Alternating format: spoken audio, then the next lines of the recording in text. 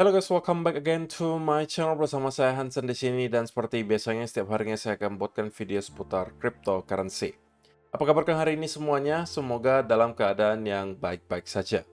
Teman-teman, kita melihat Bitcoin kembali melanjutkan koreksinya setelah kemarin sempat melakukan sedikit rebound. Dan ini sebenarnya sesuai dengan apa yang kita bahas di video kemarin, bahwa saya tidak expect Bitcoin akan secara tiba-tiba mendapatkan rebound yang signifikan tanpa membentuk base terlebih dahulu di sekitaran area $60.000. Nah, pertanyaannya, apakah base tersebut telah kita lihat sudah cukup atau masih perlu waktu atau seperti apa? Kita bakal membahas nanti itu dari segi price action dan juga ada beberapa data di belakang layar yang menurut saya tidak kalah penting untuk kalian ketahui. Jadi stay tune terus sampai akhir video. Nah, sekarang kita bakal mulai dari CoinMarketCap terlebih dahulu. Per hari ini secara global market cap crypto berada di angka 2,19 triliun dolar atau turun sekitar 4,63%. Dari top 10 coin sendiri kita juga melihat keadaannya sebenarnya dominan berwarna merah dan penurunannya ranging antara 0, sekian persen hingga kurang lebih 3%. So, itu adalah outlook sementara dari beberapa top coin yang ada. Sekarang kita langsung aja masuk ke beberapa data dan berita terbaru hari ini. Nah, yang pertama teman-teman, kita mau melihat kira-kira untuk 7 hari ke depan ada event dan data ekonomi penting apa yang perlu kita waspadai, karena kita sekarang telah berada kembali di hari Minggu.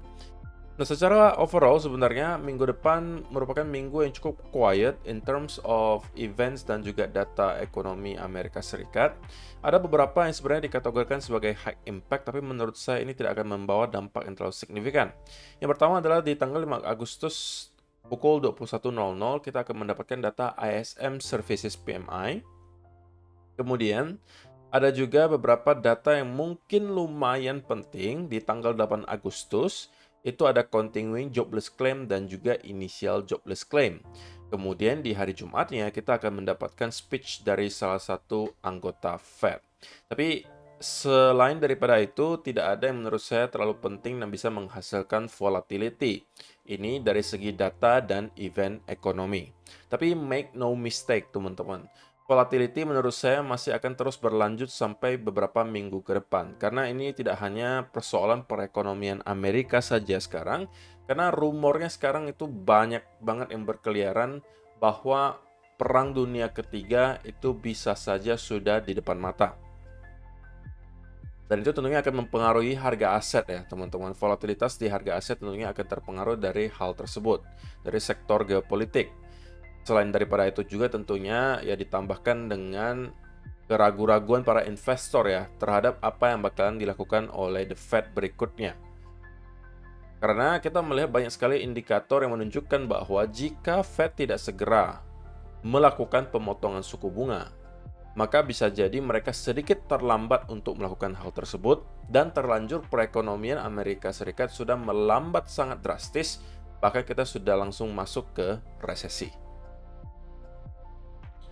Kalau di Bitcoin, kita juga akan menambah lagi berbagai isu ya, yang juga sekarang sedang membuat para investor galau. Contohnya ada Genesis yang katanya bakalan mengembalikan aset yang kemarin sempat ketahan ke para nasabah atau penggunanya lagi. Itu tentunya juga akan menciptakan semacam selling pressure.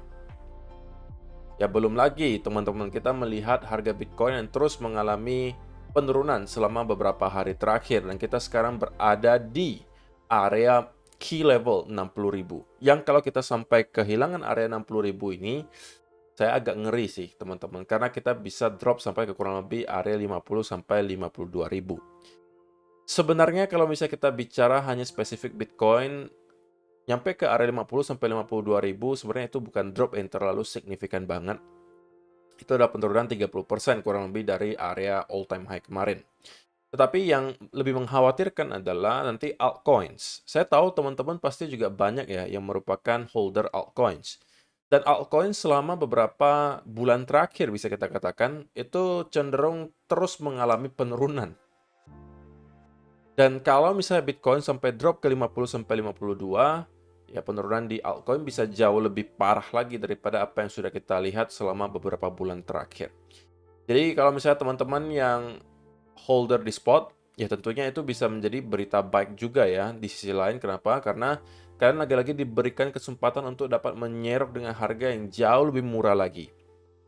Tapi ini mungkin bukan berita baik untuk teman-teman yang sangkut di futures, yang masih nge-hold posisinya di futures, menggunakan leverage, dan titik likuidasinya sudah dekat. Sekali lagi teman-teman, dalam keadaan market seperti ini, kalau kalian tidak mengerti cara menggunakan risk management yang baik, please jangan menyentuh leverage, karena itu bisa menjadi sumber kalian kehilangan semua portofolio kalian. Begitu ya. Berikutnya teman-teman, kita melihat likuidasi dari arah long terus-menerus terjadi selama beberapa hari terakhir. Dalam 24 jam terakhir, kita melihat ada sekitar 189 juta dolar yang terlikuidasi dan 152 jutanya atau 80%-nya itu datang dari arah long. Dan kalau misalnya kita melihat kurang lebih 1 minggu terakhir, memang long squeeze itu terus-menerus terjadi ya. Atau likuidasi di angka dari arah long itu terus-menerus terjadi. Di mana kita melihat berhari-hari terakhir ada likuidasi dari arah long rata-rata 100 juta dolar ke atas. Nah pertanyaannya, apakah kita telah mengakhiri koreksi dan akan segera menemukan local bottom? Sebenarnya chance-nya ada teman-teman karena kita sekarang berada di area key level. Tetapi sekali lagi area key level itu cuman sebagai pedoman awal. Bukan untuk konfirmasi kita masuk ke sebuah trade. Untuk mendapatkan sebuah konfirmasi, kita perlu setup, yaitu berupa reversal pattern. Kalau misalnya ada reversal pattern dari sekitaran area range di sini, maka itu mungkin bisa dimanfaatkan. Tapi, teman-teman, sebelum ada hal tersebut, ya kita nggak boleh langsung masuk dan menekan long gitu. Kenapa? Karena takutnya kita justru tidak berhenti di 60.000 dan terus-menerus drop ke area 59, 58.000. Dan jika sampai itu yang terjadi, kita bisa melihat panic selling berlanjut ya teman-teman. Dan bisa dengan dalam waktu yang sangat cepat, kita kembali ke area range 55 atau bahkan 50.000 dolar. Dan ini sekali lagi menunjukkan seberapa volatilnya market cryptocurrency. Dari segi Fear and Greed Index saja, kalian sudah bisa melihat ya. Minggu lalu, teman-teman, kita masih berada di area greed. Karena pada saat itu, semuanya masih merasa Bitcoin fine-fine saja, kita kemungkinan akan ke all-time high, dan lain seterusnya. Tetapi setelah dihantam FUD kanan, kiri, atas, bawah, sekarang kita kembali dalam keadaan fear, hanya dalam kurun waktu 1 minggu. Nah, ini yang saya sampaikan, teman-teman. Kalau misalnya kalian secara mental tidak mampu untuk bertahan dalam keadaan market yang volatil seperti ini, maka sebenarnya cryptocurrency sepertinya tidak cocok untuk kalian. Dan tidak ada yang salah kalau misalnya teman-teman memang bukan investor crypto ya, lebih prefer mungkin saham, atau kalian lebih prefer gold, atau kalian lebih prefer ke properti misalnya. Itu oke-oke aja teman-teman, selama kalian bisa menghandle hal tersebut dengan baik secara mental. Ya harusnya itu bakalan membuat kalian cepat atau lambat menjadi orang yang sukses lah. Kalau kalian investasi sedari muda, sedari awal, dan fokus konsisten terus-menerus investasi, ya cepat atau lambat harusnya kalian akan meraup keuntungan yang banyak. Nah kalau misalnya di kripto, banyak orang itu masuk dengan mindset dia pengen cepat kaya. Masuk hari ini, 2 bulan kemudian beli Lamborghini.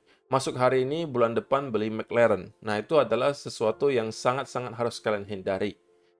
Karena kalau itu yang kalian tanamkan di mindset kalian, maka yang kalian lakukan adalah biasanya, kalau untuk teman-teman yang tidak mempunyai modal yang besar, akan memakai leverage yang luar biasa besar. Supaya apa? Ya supaya cepat cuannya kok. Cuannya sekali cuan bisa banyak. Ya kan? Itu pasti adalah alasan utamanya. Tetapi selain menggunakan leverage yang besar, tidak mau memakai stop loss. Nah, itu penyakitnya tuh. Nah, kalau yang mempunyai modal yang besar, gitu ya, bisa juga karena mungkin mau kayanya cepat, semuanya di all in ke meme coin. Nah, itu adalah hal yang paling harus kalian hindari. Karena namanya meme coin, teman-teman, itu 99,9% itu bakalan ke nol. Hanya akan ada segelintir kecil yang bakalan bisa bertahan dan bahkan sukses. ini seperti kalian main loteri, teman-teman. Kalau kalian hit jackpot, ya memang menangnya gede. Tapi kalau misalnya tidak hit jackpot, uang kalian bisa habis. Jadi kalau kalian punya uang yang nominalnya tidak kecil, ya setidaknya dominannya kalian taruh ke koin-koin yang sudah established lah. Seperti contohnya mungkin Bitcoin, Ethereum, BNB, Solana. Sebagian besar taruh aja ke sana. Oke, sisanya mungkin sekitar 30 atau 20%. Nah, kalian bisa main lebih risky. Mainnya di altcoin yang market cap-nya masih kecil, mungkin yang masih sekitaran puluhan juta dolar, atau di sekitaran masih ratusan juta dolar. Kemudian, kalian juga bisa masukin sebagai ke meme coin, itu fine. Boleh-boleh aja, sah-sah saja teman-teman. Tapi yang saya pesankan adalah, jangan sampai meme coin itu adalah dominan portofolio kalian. Artinya, lebih dari 60% atau 50% itu dalam bentuk meme coin. Nah, itu yang akan membuat kalian masuk ke jurang yang sangat-sangat dalam, teman-teman. Karena kita tahu bahwa meme coin itu biasanya memang bisa bergerak sangat volatil dan kita bisa mendapatkan gains yang sangat cepat dalam waktu yang singkat. Tapi kita jarang-jarang, teman-teman, bisa menebak meme coin mana yang akan meroket. Oke, jadi itu adalah beberapa hal yang mau saya tekankan ke teman-teman semua supaya kalian tahu gitu bahwa market cryptocurrency itu sebetulnya kalau mau dibilang mudah banget untuk kita invest, yang enggak juga gitu. Kita perlu kesabaran, kedisiplinan untuk dapat terus menerapkan risk management yang baik. Oke, so kita bakalan masuk ke chartnya Bitcoin dan kita bakalan bahas apa yang sedang terjadi dalam 24 jam terakhir. Nah, di video kemarin, teman-teman, saya sampaikan bahwa saya tidak expect kita akan langsung mengalami rally dari sini, teman-teman. Karena sell-off yang kita lihat dari beberapa hari terakhir, itu momentumnya sangat kenceng, teman-teman. Oke? Sehingga, kalaupun kita mau reverse dari sini, kita sepertinya akan perlu membentuk semacam base terlebih dahulu. Karena setiap ada sedikit kenaikan, ini pasti dihajar lagi oleh para sellers yang mungkin ketakutan ngelihat sell-off yang terjadi di sini. Ya kan? Mungkin mereka belinya di sini, ya kan? Belinya di sini, kemudian sangkut kan? Harganya baru naik dikit, dia mikir nih, waduh, daripada nanti turun lagi, mending saya jual aja deh di sini. Atau at least saya cut loss sebagian deh. Ya kan? Nah, kita harus menghabiskan orang-orang yang seperti itu dulu. Ya kan, kita naik sedikit, ada lagi sell off, naik lagi sedikit, ada lagi sell off. Tapi selama area ini mampu kita hold gitu ya, kita kemudian membentuk semacam base dan kita start kembali reverse ke atas. Dan ingat teman-teman, kita masih sekarang berada di weekend. Otomatis pergerakan harga itu cenderung tidak akan terlalu volatil harusnya. Gitu ya. Jadi saya pribadi masih expect bahwa kita hanya akan bermain di area range 62 sampai 60 ribu dolar. Sebelum pada akhirnya mungkin beberapa hari ke depan kita akan start kembali reverse ke atas.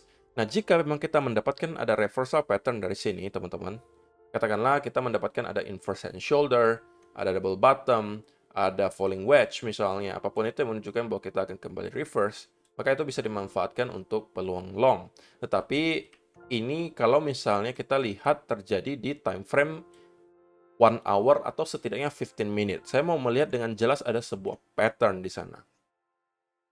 Karena kalau kalian terlalu agresif, teman-teman, maka setiap kali di 5-minute chart ada potensi reversal pattern, kalian bisa aja buru-buru masuk gitu. Seperti yang mungkin kalian lihat di sini, 5-minute chart gitu kan, ini inverse head and shoulder masuk. Tapi kemudian kita tidak bergerak naik ke atas. Ya kan, naik sedikit kita kemudian kembali drop. Di sini juga sama, kalian melihat mungkin ada double bottom gitu kan. Kemudian langsung masuk lagi di sini. Ya bisa aja ini oke gitu ya, kalian bisa mendapatkan gains dari sini, tapi menurut saya ini patternnya terlalu kecil buat saya.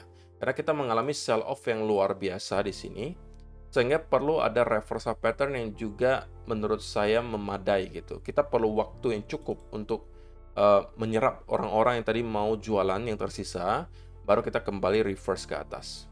Jadi apa yang mau saya sampaikan teman-teman, bahwa ekspektasi saya adalah selama beberapa hari ke depan kita masih akan ranging di sekitaran area di sini.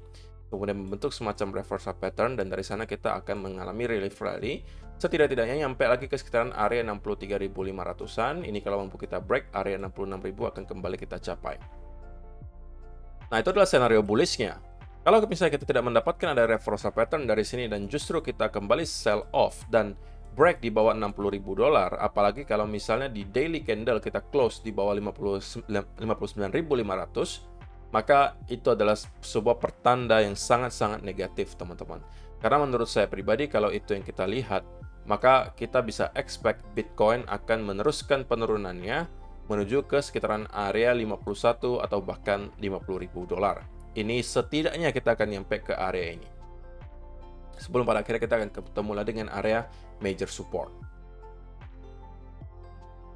Jadi, teman-teman, pergerakan besar berikutnya akan bergantung kepada price action selama 2 atau 3 hari ke depan.